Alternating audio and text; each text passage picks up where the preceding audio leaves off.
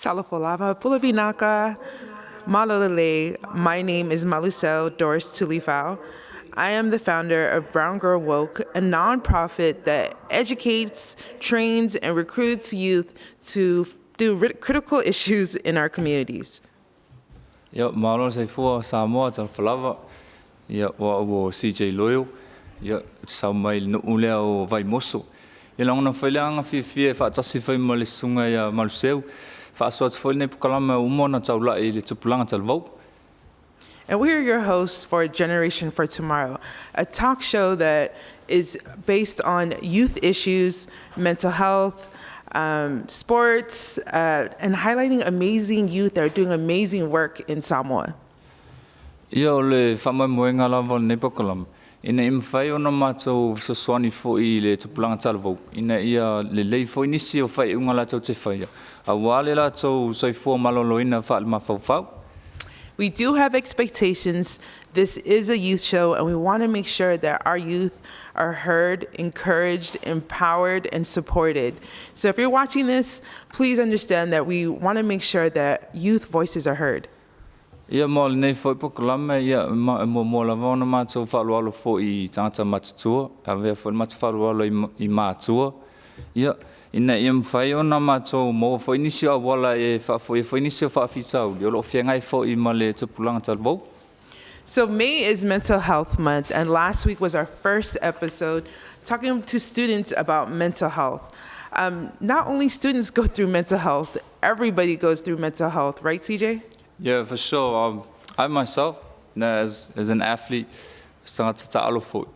Yeah, e ofo I tangata alo, tangata mo lunga, mo actors, manis whapena. E oi fo le mea lea o le mental health. Whangale la te me whangata e ona la tau tia fo I ni issues mo le la tau mental health. But recently, te fia whaasot fo I stasi fo I uso I Kelly Mefo. He recently passed away. Yeah, we want to bring in awareness that mental illness can happen to anyone, but even to people that might have an amazing career, please still check up on your loved ones. We learned from a lot of amazing movements here in Samoa with mental health.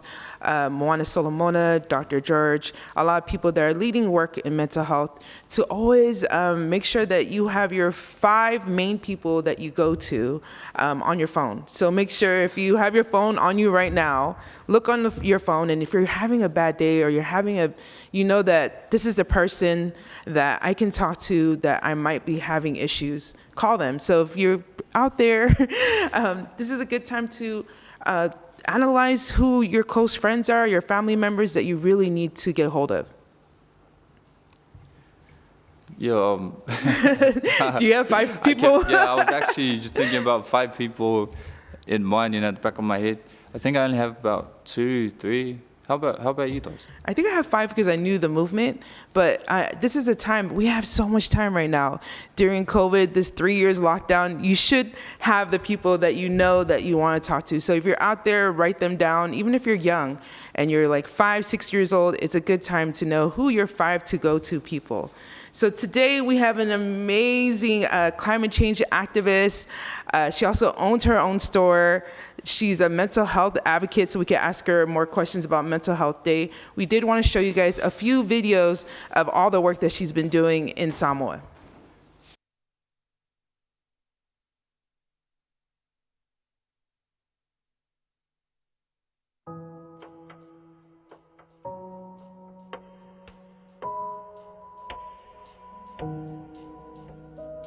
A person's responsibility, a nation's obligation, the world's duty, climate change, a term so carelessly thrown around, yet its value so vital to the survival of our race.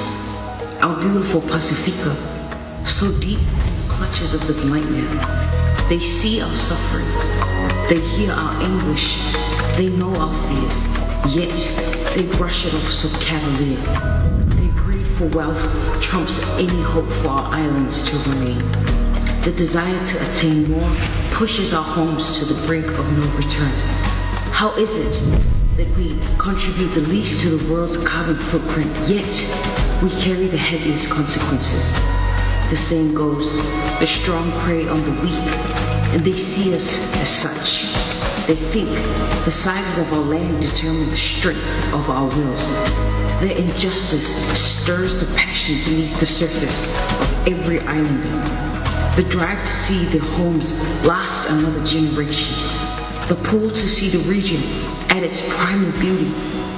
The hope that these small islands will make a change. This hope pushes me to stand strong. It ignites a fire within me to see justice served. This is my message to anyone willing to listen. To my brothers and sisters of blood and of bond, answer my call. Take up arms and stand beside me. Bear with me. Fight with me. We are Pacifico.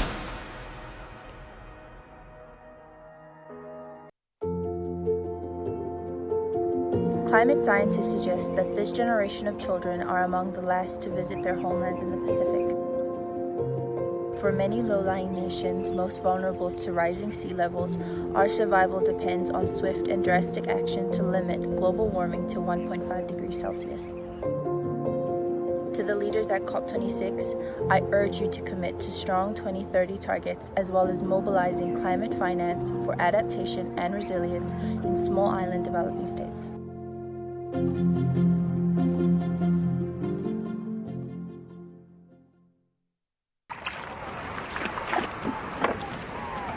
We are rich in nature.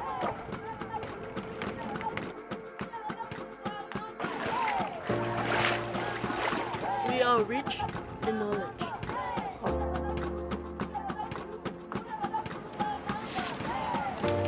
We are rich in culture. We are resilient. And now, more than ever, we are united to avoid losing it all. The Pacific collectively contribute less than 1% to global greenhouse gas emissions, and yet we are at the forefront of this climate crisis, and we are experiencing its consequences in full. From Samoa and across the Pacific, we, the youth, are taking a stand for our own future and for those to come. Pacific before profits, so before Maria Manuel.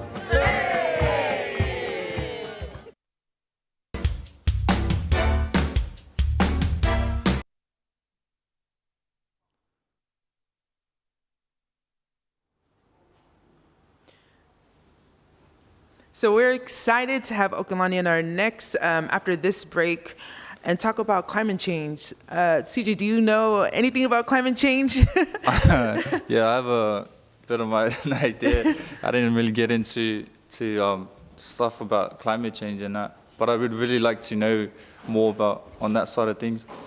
I think it's still a subject that it's hard to like have a conversation about, because I think for our Samoan community, if our arms are not falling off our bodies, we don't see it. We're very extreme. It's like 0 to 100. Until we're drowning, I think we'll start doing work. So I'm excited to ask Okalani, like, how do you make sure that we promote to our intergenerational, our youth, our elders, on making sure that we do something now?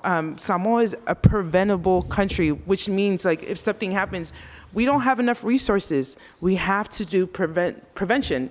And that's why you see all these promotion on diseases with diabetes, cancer. We don't have the resources here. So to talk about climate change, people might think that it should be because it's not a disease and you don't see people dying, but our whole country, it's a disease to our land. Yeah, if you think about it. Yeah, I'd also like to, to ask her about how can she bring that into a general conversation, amongst her friends, family, other people. Like, how we have general talks like every day with people, everyday things we do. Like with how can we, out of nowhere, how can we talk about it? Like, if you're playing a basketball game, hey, hey, bro, how does climate change deal with basketball or, doing sports? So, yeah, we're really excited to have her on. She also owns her own store, and it has anime. I'm not a huge anime person. My brothers are, so I'm excited to ask her, how does someone start an anime store in Samoa, and how has it worked out for her? So we will get back to you after this break, and you will meet the amazing Okalani Mariner.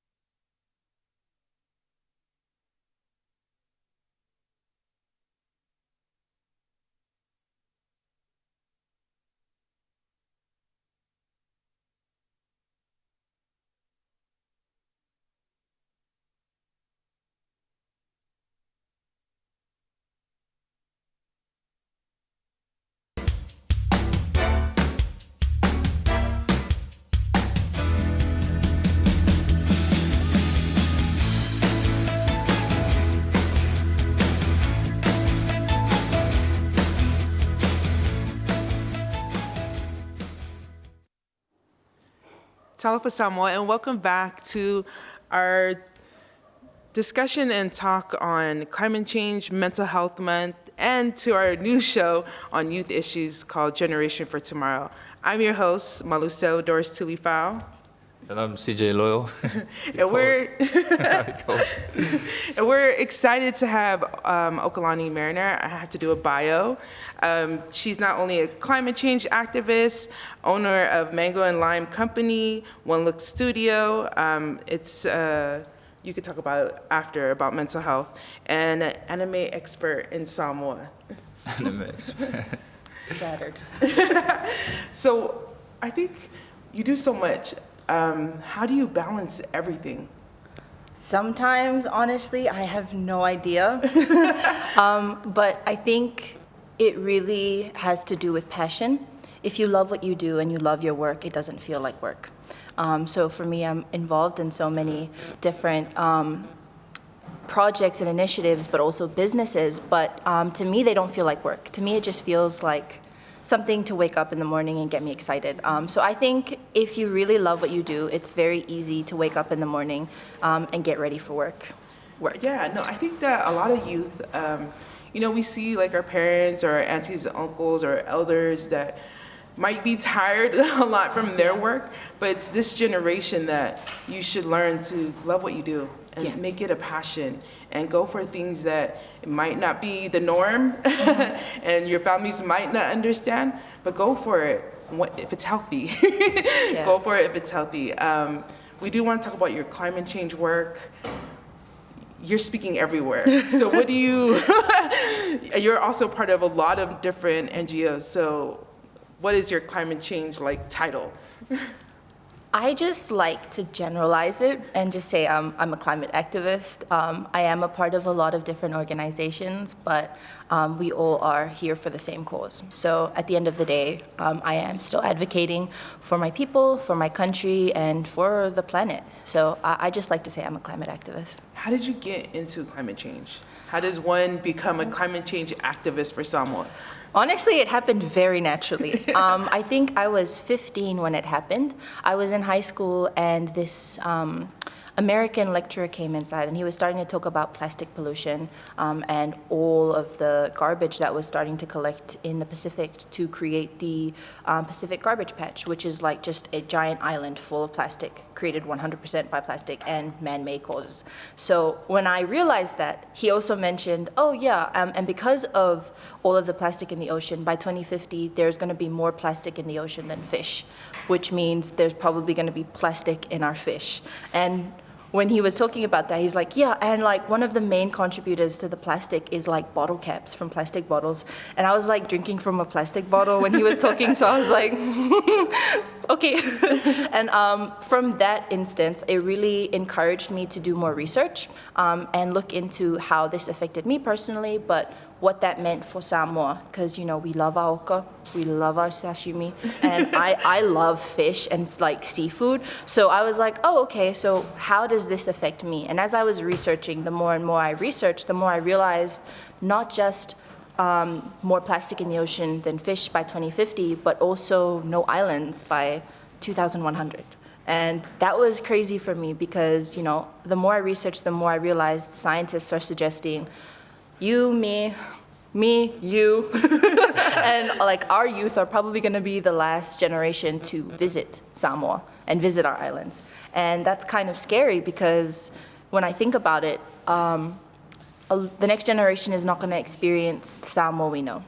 And the children who are born after us will not ever experience nature the way we have growing up. And that was very scary for me. So from there, I really realized if the Pacific don't raise their voice and other countries don't really unite together to fight and combat climate change, this is something that might truly never be reversible. And that was scary to me. So that's kind of when I realized I need to do more research and I need to start talking about this, even though it's a conversation, intergenerationally is not really talked about.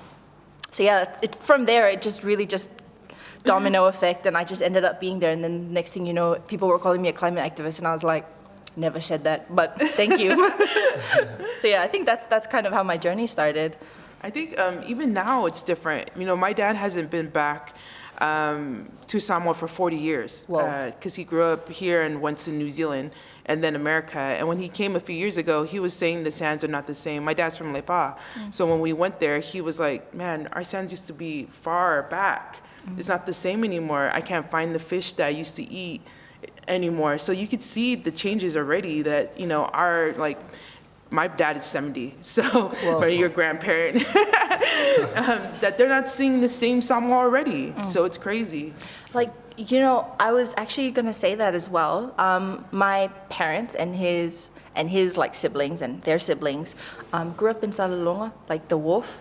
I don't know if you guys remember, but there used to be like a little Digicel station, and you used to go get top up right after you go to the Wharf. So my family actually lived there, and so growing up, we would go visit every weekend. And it was like the same like that up until I was 13 years old. And then when I visited again when I was 15, I went to look at the coast, and it was like a meter in, and there was completely like eroded. And I think that's when it really hit home. Like, if I don't do anything now, the next generation is never going to see the home I grew up in. And so I think it really struck me that there needed to be a change, because just like you mentioned, you would go back to your homelands and it was not the same. And I don't want the next generation to feel that way. I don't want us to feel like there are so many parts of our history, our culture, that are slowly being eaten by the ocean we love. So yeah, that was something scary for me too. Yeah, no, just going off of what you said, I just have a quick question on, you know, when you're addressing, you know, climate change among your friends, families, do you face any like challenges, or what are some of the hardships that you may face? Absolutely. Do you get support? Do you get support? You know, with climate change, it's hard to make it interesting sometimes. Like, people are like, we're gonna do a fun trivia, and I'm like, it's really hard because sometimes like people find it really boring. So the moment I mention climate change, they're like, oh, here we go again. She's gonna start talking. But I think the one way I engage people, and I engage our older generation as well, is actually contextualizing it. So one thing I always go back to is your history and like your experience, your lived experience. So for example, like, you know, my grandma and like all the elders that I always talk to, they love to talk about when they were younger, and like, oh yeah, you know, I come from Lalomanu, the ocean is beautiful, you know, the beaches are the best in Samoa. So what I often do, because my great grandmother's from Lalomanu, I ask, Mama, wale kukusa, so since you were there, like, how was the beach when you were there? And then she'd be like, oh yeah, you know, the sands were beautiful, there was never any plastic pollution, you know, you were able to walk, and like, you know, the faleo'os weren't the same, like they were way better back then and now it's not the same. And so I'm like, oh yeah, do you think there's like a particular reason that's like that's happening? And she'd be like, oh, I don't really understand. And I was like, have you noticed, you know, there's more cyclones as well? And she'd be like, yeah, there's more cyclones. And I was like, oh yeah, so, you know, that's actually because of climate change. And so how I always do it is you build off of a story. The best way to advocate for climate change is always by telling a story. And so how I always contextualize it to the person I'm speaking to is, if you know their story, it's very easy to talk about climate change. And I can give you an example.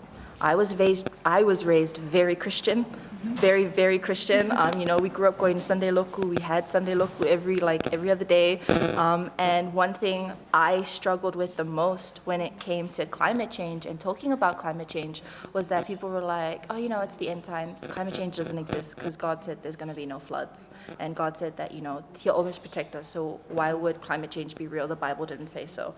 And then, you know, you'd have that pushback. But I feel like that's something everybody has experienced as well when you talk about climate change. So how I talk about it is, you know, in the Bible, it always talked about, as it nears the end times, there will be more famine, there will be more disease, and, you know, there will be so many different changes in the climate. There'll be forest fires. And all of that is actually related to climate change. So when you bring it back to the Bible perspective, you can actually relate all of the things that are currently happening within our generation to things that were prophesied in Revelations, to things that were prophesied in Romans. So, you know, when my parents say, climate change is real, I'm like, well, the Bible said in chapter, so things like that. Like, it really depends on who you're talking to, and how you talk about climate change is very important. So what I always suggest is know your audience, and then contextualize climate change. And I can probably talk more about that later, but there's so much. No, I think that's not going against our elders is a big thing. We're Yeah. trying to work together. We're trying to work together to make sure that we can all advocate for climate change. So like if you know that your audience is against you, then find something, like you said, talk about the Bible, talk about this, find something that's gonna make sense to them and make everyone feel positive, not try to fight or yell. I think your guys' generation is the next generation that figuring it out, that it doesn't work, right? Yeah, hopefully. You know, the other thing that I love about climate change movements, they have timestamps. Yeah. I think we need that too. We can't say in the abyss, Yeah. end In the times. future. Yeah, but 2050, there's gonna be more plastic than fish. 2100, you know, No I islands. love it.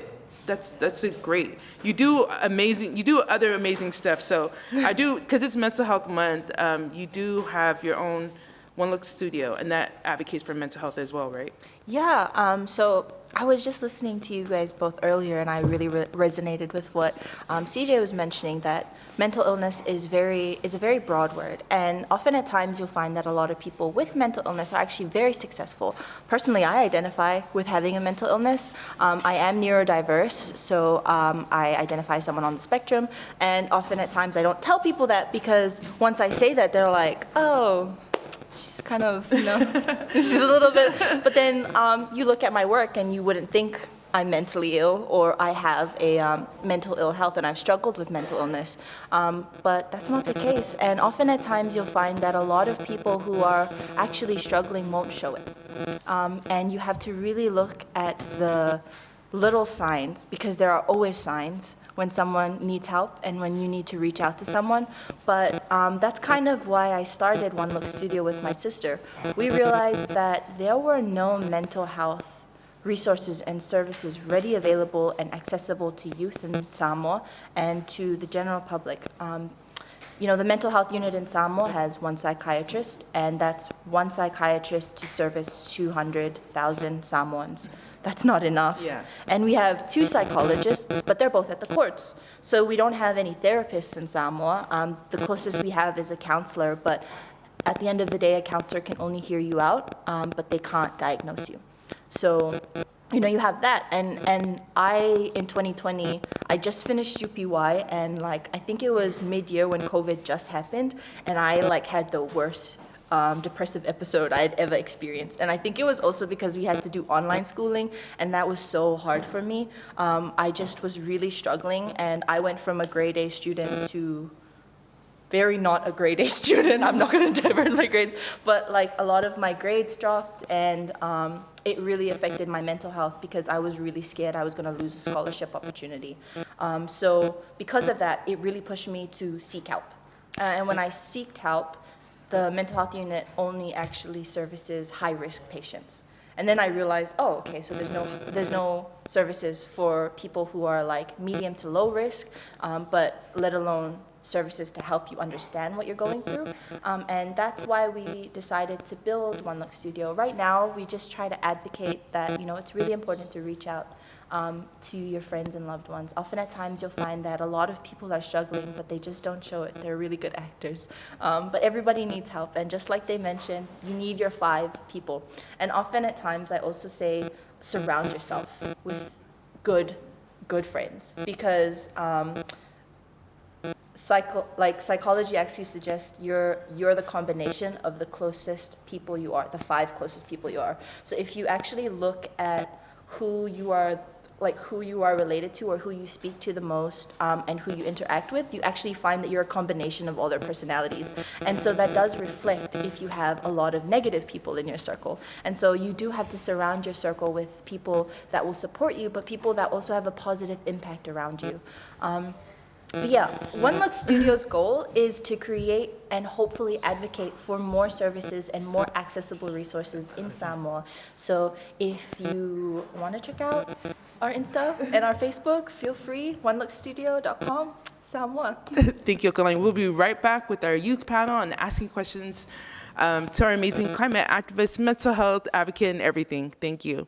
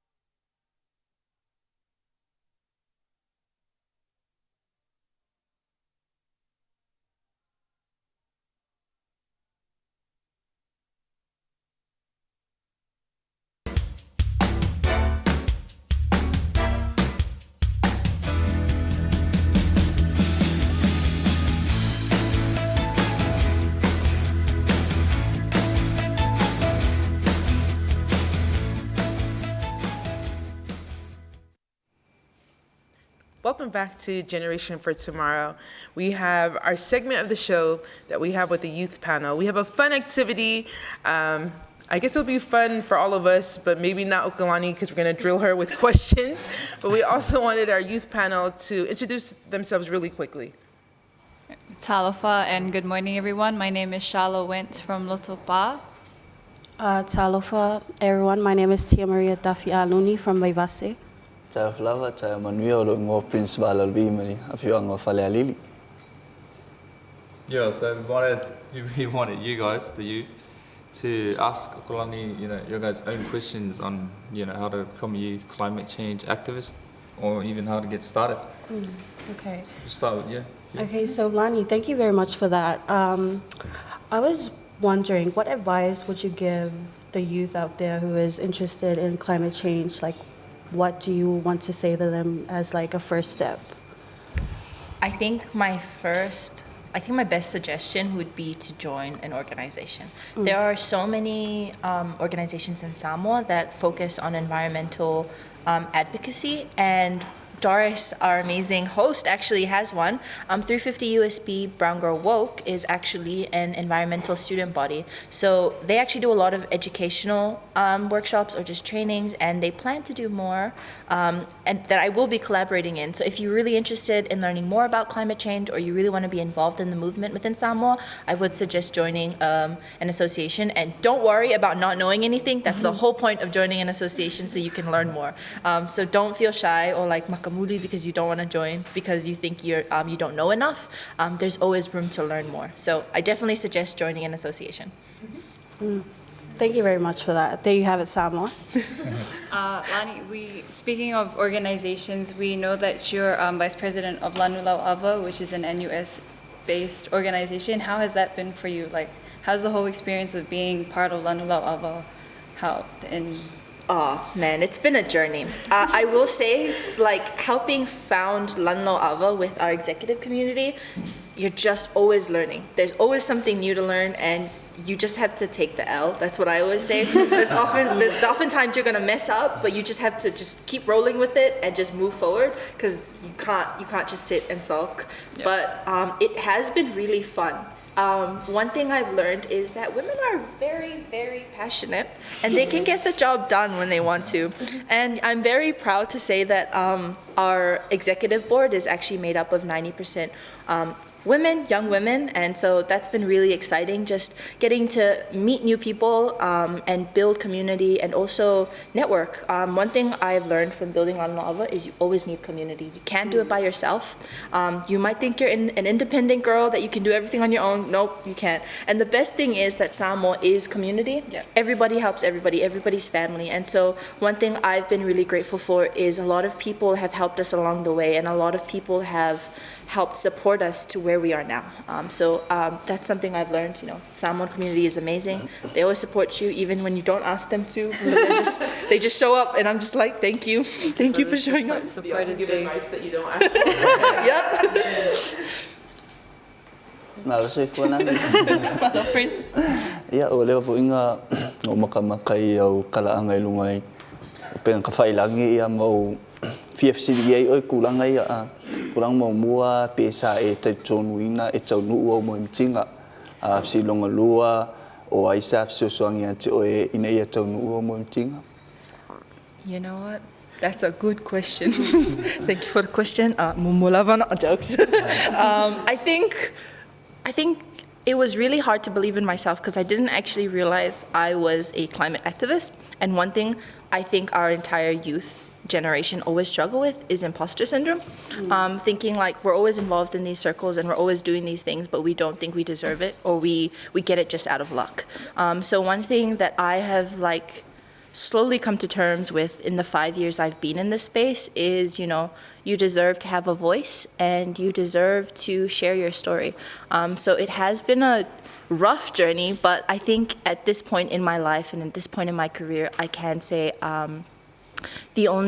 one of the main reasons that pushed me to believe in myself was the village behind me. And one person that has really been a focal point in my career as an environmental activist is Brianna Fruin. She was the first person that introduced me to climate activism in high school, and from then on, she's really just been like a big sister and a mentor to me. So yeah, I think like one of my biggest role models and like the biggest supporters is not just Brianna Fruin, but my sister, my actual sister, Olisana Marina. She's always been there, supportive role, and you know my family as well, who've really been there for me throughout the whole journey. Yeah, it's been a long journey. You guys have any more questions before we go into our fun activity? I just wanted to ask one more question. You know, like some of the ways that you can do, like what are some of the ways that you can influence someone to promote a positive impact? Like if you were to influence me, promote a positive impact, you know, towards climate change, what are some of the ways that you would, you know, promote it to me so that I can, you know, make an impact? So for me personally, I believe that the best way to really create influence is to walk the talk. And one thing I always tell myself I'll never do is force someone to do something they don't want. And climate change is such sometimes a very intimidating topic to get into. So often at times I just show people that, hey, this is actually really easy. Like, look at me, I can do these things. But I wouldn't be like, get into climate change right now. It's very important for our community and you need to be here for our youth. So one thing I always encourage is always be a positive impact on the people you are around. And as you do that, the butterfly effect will happen, and one person will turn into many people, and many people will turn into an entire nation. And so all of that happens from self. So if you decide in your own self that this is something you want to do, you'll find that a lot of people are actually impacted by the work you do. Yeah, no, I'm glad you said that, because right when you started saying that, I was like, okay, how do you impact a rapper, an athlete? So you're gonna rap about climate change, and then you're gonna make your basketball team name Climate Change.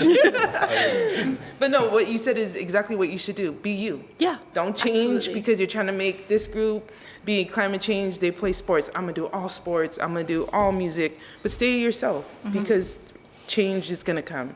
And it's you advocating and staying in your lane and being honest and genuine, and everyone knows your passion. But what I want to see more is more of you, more of the Briannas. How can we make that happen? I think the best way that will happen within Samoa is actually encouragement from our elders. One thing that actually stop youth from pursuing their passion or pursuing something they're really invested in, like climate change, is the pushback they feel they might get from their family.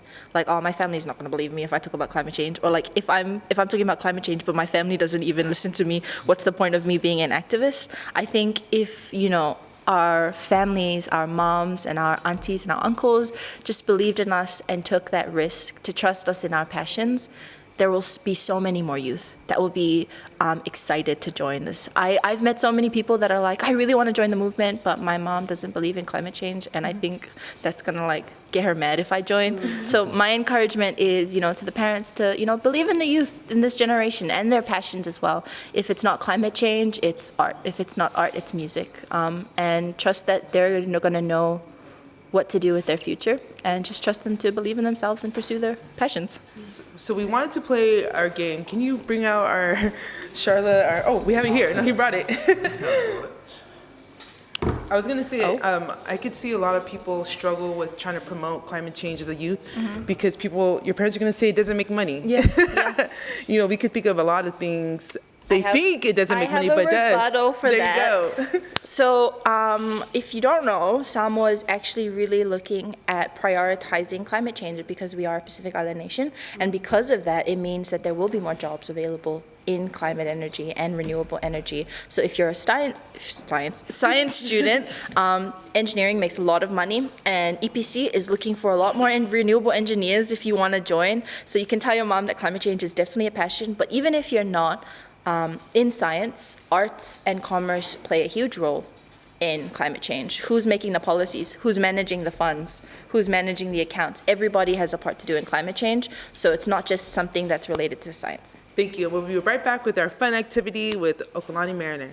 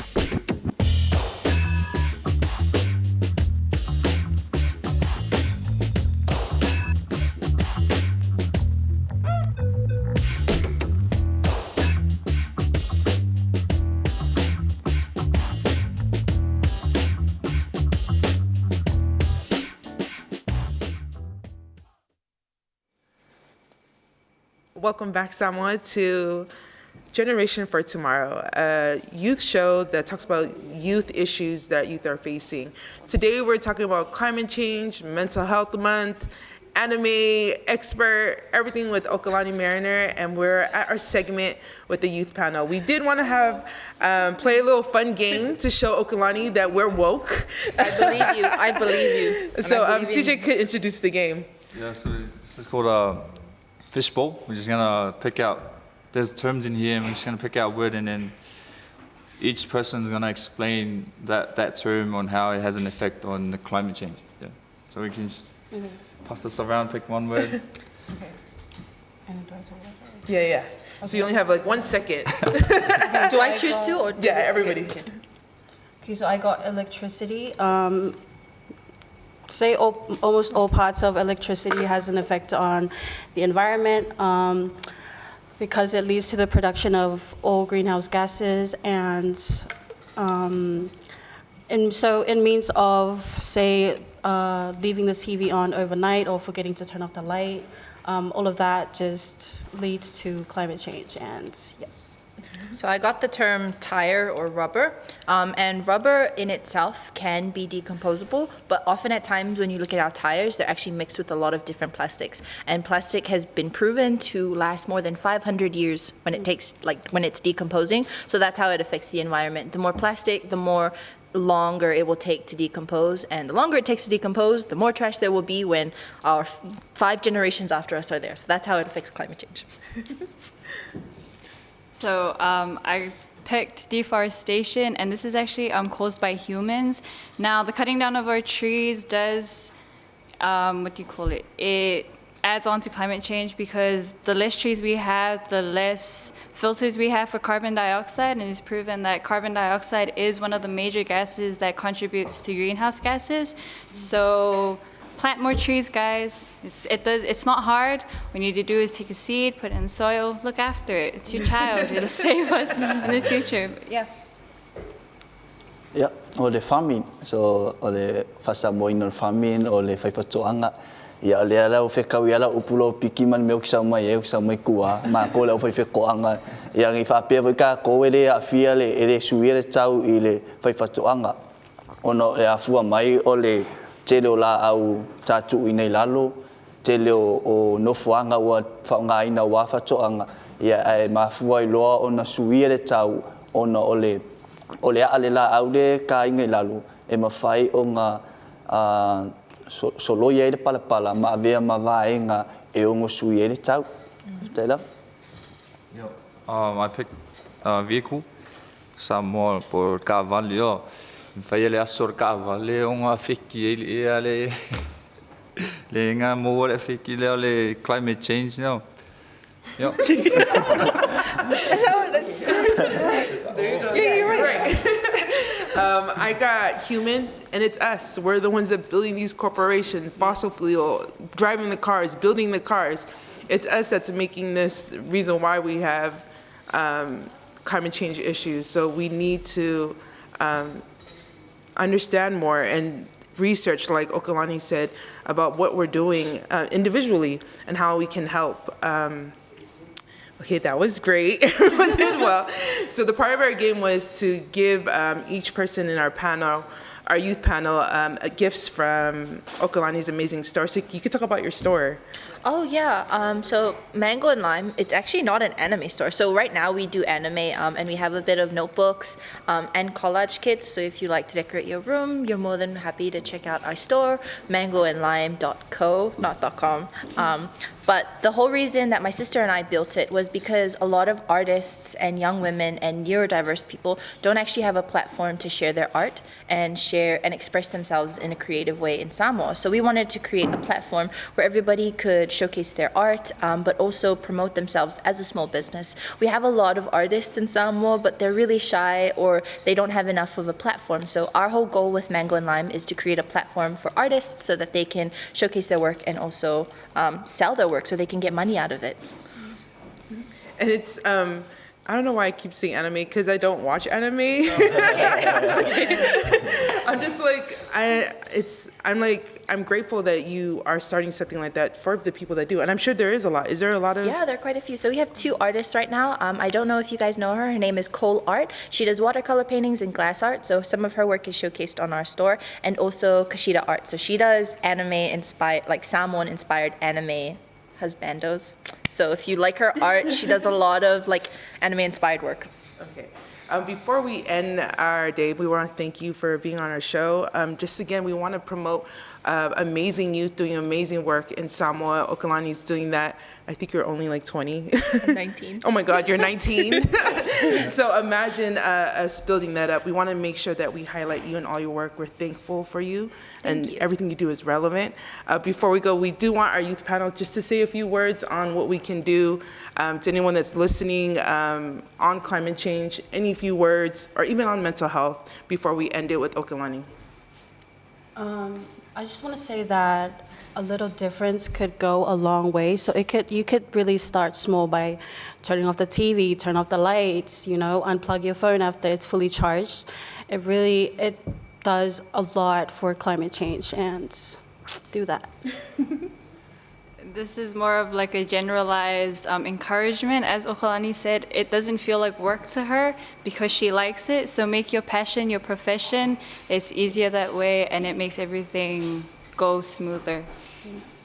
Tara falawa ia na auto silafia ia o le swinga o le tau ia nei ia e afia foi ona o le au fai fatuanga ia taulon fai titi tatu ina lalo la au. And Okilangi e chef siri tau lava mo sa siri muli mo Okilangi.